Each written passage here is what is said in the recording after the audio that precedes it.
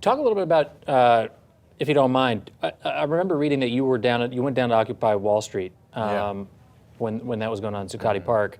Why'd you do that? Why'd you go down there? That's a hard question to answer well. I think that it's something that spoke to like every American, and obviously people reacted very strongly in either direction. But you know, I think it's something that it was happening actually just shortly after the film wrapped, and to me it just felt like there was electricity in the air, and as a person who was fortunate enough to not be broke or starving, you know, or a student in debt at that point in my life, I certainly don't come from money, and it was. I mean, these were issues that we all were and still very much are dealing with, and I think as far as Occupy Wall Street is concerned, you know, at its best, it was just people working together.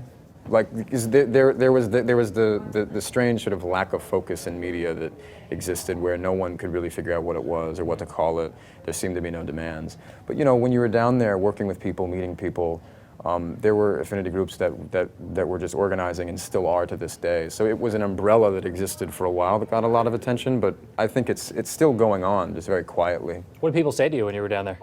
I mean, I got everything from like, who the fuck do you think you are, man? You got money, to, hey, it's awesome that you're down here. And, you know, there were all sorts of different people down there. Are you, I mean, you sound like a rather political guy. Where does that come from for you?